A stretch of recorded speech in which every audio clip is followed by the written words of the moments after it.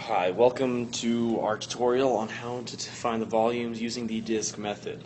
This is Alec Monson, And I'm Alex Williams. and we are going to try and help you guys out. Okay, so first we have here for you is just a simple sine graph.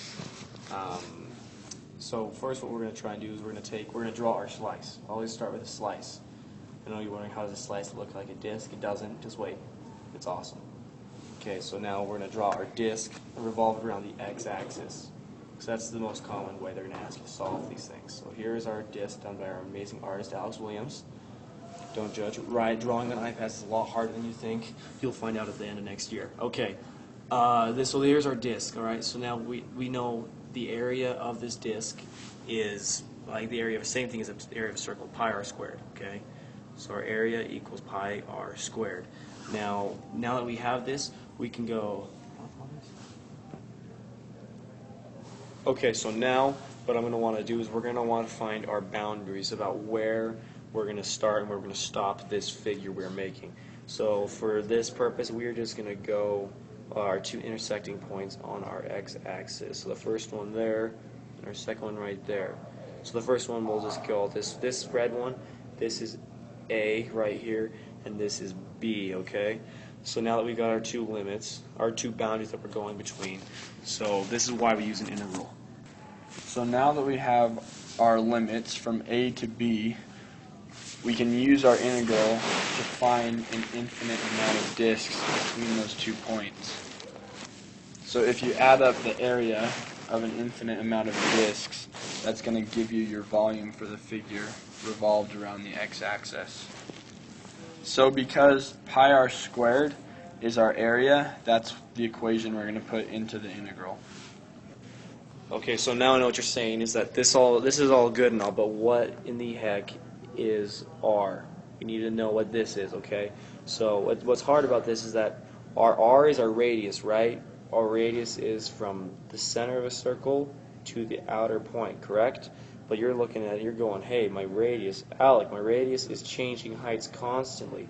How am I supposed to find this radius? Well, just so happens to be that our radius is just perfectly, it is our graph we've been given, this sine x. So it turns out that when y equals sine x for this certain problem, this also equals our radius. This also equals r. So this sine x just gets to be plugged in to our radius. So now we take this whole thing and we're going to plug it into our final integral down here. This is our final integral right here. So we're integrating from point A. We're integrating from point A to point B, and then we're going to use our equation, which is pi, and then our r is sine x, and the equation is pi r squared. So pi times sine x squared dx, and that will equal my volume by using the disk method. And one more thing for right now that I'd like you to notice is that we are using vertical slices, okay? These vertical slices which happen to be for delta x, okay? Because our changes are little points here. That's our rate of change that we're kind of using. That's why we use dx down here. For this example, our equation, we have y equals negative 2x plus 5.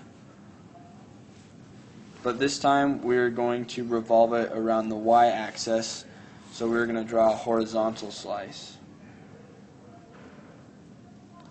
And then our disk.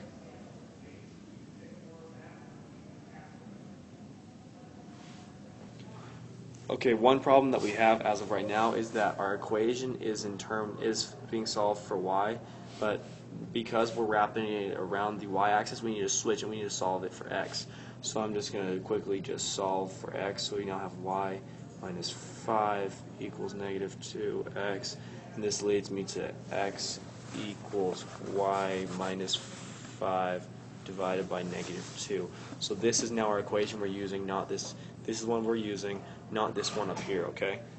Because we're wrapping it around the y-axis. So we need it in terms of y because we are going around the y-axis. That's why we need it in terms of y, okay? Okay, so now that everything is in terms of y, and we're wrapping our disk around the y-axis, our boundaries are also going to be on the y-axis, or vertical, instead of horizontal like our last problem we did. So for this equation, we're going to do the same thing. We're just going to use the area in this first quadrant here. So our first boundary is going to be at 0. This is A, and we're going to go up to B. We're just going to go right here, okay?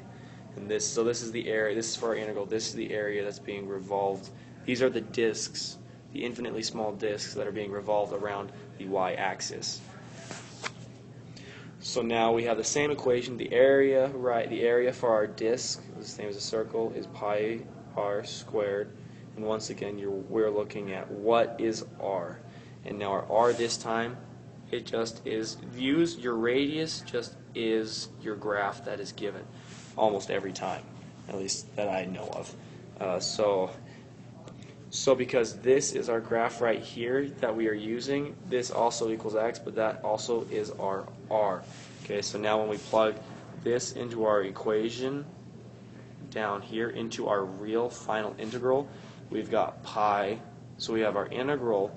We have our integral from A to B, up to B of the disks that we have, which are pi r, which is y minus 5 over negative 2 squared dy.